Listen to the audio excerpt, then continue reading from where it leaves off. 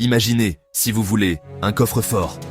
Pas n'importe quel coffre-fort, mais l'un des plus sécurisés au monde, niché au cœur de la ville d'Atlanta. Il ne garde pas de joyaux de la couronne, ni ne protège des secrets d'État d'une importance géopolitique immense. Non, ce qui s'y trouve est bien plus intrigant, bien plus mystérieux. Il contient une simple feuille de papier, un document qui a façonné la culture mondiale pendant plus d'un siècle. C'est le lieu de repos de la formule originale du Coca-Cola. Une recette si précieuse, si farouchement gardée, que son secret est devenu une légende en soi. C'est une histoire d'alchimie, d'ambition, un mystère qui continue de nous captiver tous. L'ingrédient secret, connu uniquement sous le nom de Merchandise 7X, est le cœur de cette énigme. C'est l'âme de la boisson, l'élément qui transforme un simple soda couleur caramel en un phénomène mondial.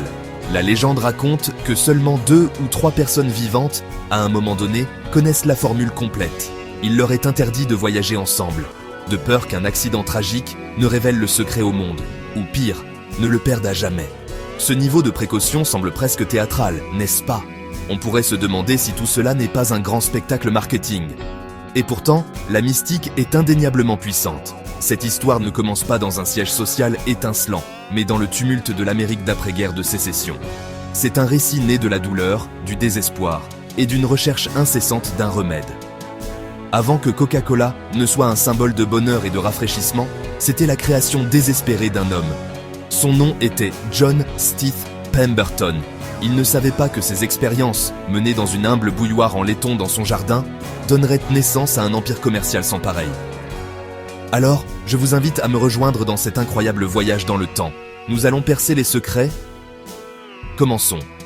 Et si cette histoire te captive déjà, abonne-toi pour ne rien rater de futures histoires sur tes marques préférées. Voyageons en l'an 1865. La guerre de sécession vient de se terminer. Le Sud est laissé en ruine et ses habitants marqués. Parmi eux, le lieutenant-colonel John Stith Pemberton.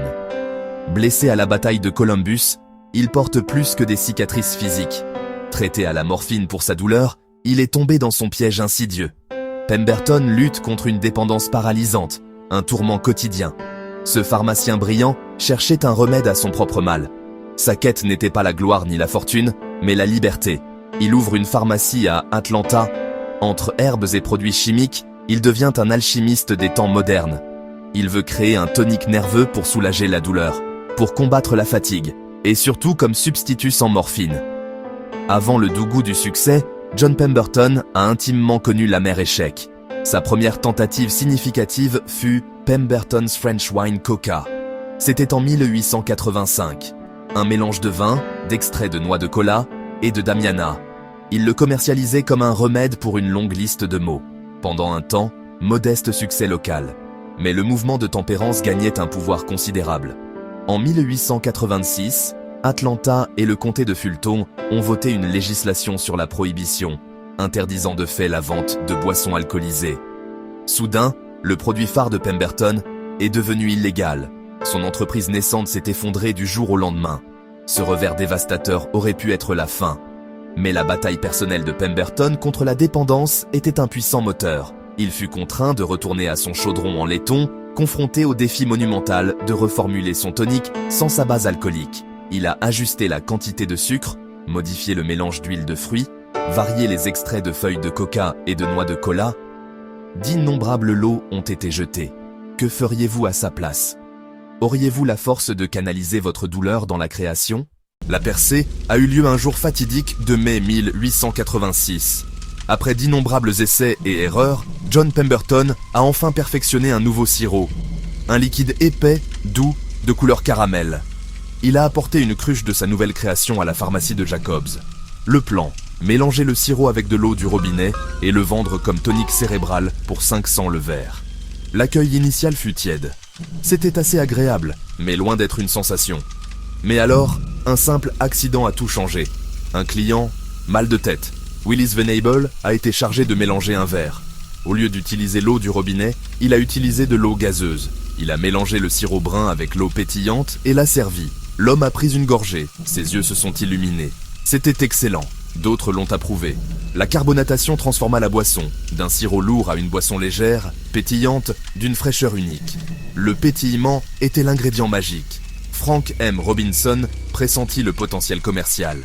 C'est Robinson qui a suggéré le nom Coca-Cola, pensant que les deux C seraient le frappant. Il dessina aussi le logo emblématique. Durant la première année, les ventes furent très modestes, en moyenne seulement 9 verres par jour à Atlanta. Pemberton, en mauvaise santé et en proie à de graves difficultés financières, n'avait aucune idée du géant qu'il avait créé. Il commença à vendre des parts de sa propriété. Le savais-tu? Il dépensa en pub 73,96 $ et ne vendit que pour 50 $. Inventeur brillant, homme d'affaires en difficulté, sur le point de perdre le contrôle de son chef-d'œuvre, quelle autre marque veux-tu découvrir? Dis-le en commentaire et abonne-toi pour la suite de l'histoire.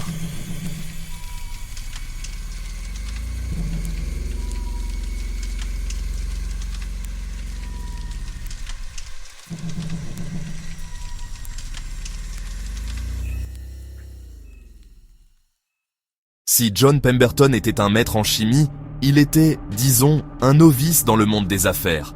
Créant un enchevêtrement complexe et confus de propriétaires, un visionnaire était nécessaire.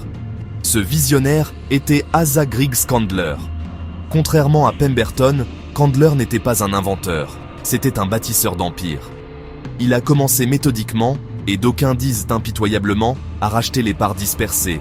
En 1888, John Pemberton, gravement malade, aurait vendu son intérêt restant à Candler. Le montant total, environ 2300 $. Et toi, que ferais-tu? Si tu étais Pemberton, aurais-tu vendu ta création pour une telle somme, juste pour assurer l'avenir immédiat de ta famille? Avec la mort de Pemberton, Candler a agi rapidement. En 1891, Asa Candler était le seul propriétaire de Coca-Cola. Il avait sauvé la formule du chaos et en était désormais le seul gardien. L'ère de l'inventeur était terminée, l'ère du magnate avait commencé. Une fois qu'Asa Candler eut pris le contrôle total, sa première priorité fut de protéger la formule. Il mit fin aux écrits, institua une politique de secret extrême. Il affirma que la recette ne devait plus jamais être écrite. Le cœur du secret était un mélange d'huiles et d'épices, connu sous le nom énigmatique de marchandise 7X, l'élément que personne ne pouvait reproduire. Ce secret ritualisé était autant une question de marketing que de sécurité, transformant une simple recette en un texte sacré. En 1919, Ernest Woodruff et un groupe d'investisseurs ont acheté l'entreprise. Ils ont insisté pour faire de la formule écrite une garantie pour le prêt. La recette secrète a été écrite et placée dans un coffre-fort à la Guaranty Bank de New York, jusqu'en 1925, puis transférée à Atlanta. Les tribunaux ont convenu pas à divulguer son secret commercial. Le mystère du 7X n'était pas seulement un gadget marketing, c'était une forteresse légalement protégée. Avec la formule secrète sous son contrôle, Asa Candler a déclenché une révolution marketing. Coupons, calendrier, horloge, vitrine. En 1894, première usine d'embouteillage. Besoin d'une bouteille distinctive. En 1915, la Root Glass Company crée la bouteille Contour, inspirée, par erreur, d'une cabosse de cacao. La bouteille devient un chef-d'œuvre de design, une arme puissante contre les contrefacteurs. Pendant la Seconde Guerre mondiale, Robert Woodruff promet une bouteille à 500 pour chaque homme en uniforme, où qu'il soit. Des usines d'embouteillage émergent dans le monde entier. Après la guerre, elle reste. Coca-Cola devient un symbole de la vie américaine et du monde. Appréciez-vous ce voyage à travers l'histoire? N'oubliez pas de vous abonner à notre chaîne pour plus d'histoires incroyables. Le plus célèbre obstacle, le désastre du New Coke en 1985, changer la formule sacrée pour lutter contre Pepsi.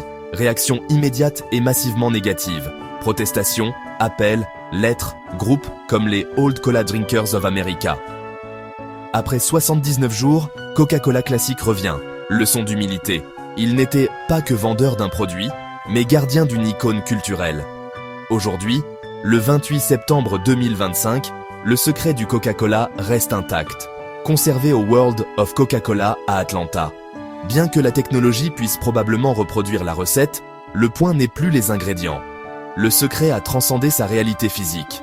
L'histoire de Coca-Cola reflète guerre, révolution culturelle, mondialisation, du pop art de Warhol à Rockwell, jusqu'à un logo plus reconnaissable que beaucoup de drapeaux. Le secret non révélé est le fil qui relie tout ce récit. Parfois, ce que vous ne révélez pas est tout aussi puissant que ce que vous faites. Quelle partie de cette incroyable histoire vous a le plus surpris? Faites-moi part de vos réflexions dans les commentaires. Abonne-toi et découvre d'autres histoires fascinantes de marques à succès. Qui penses-tu que ce sera ?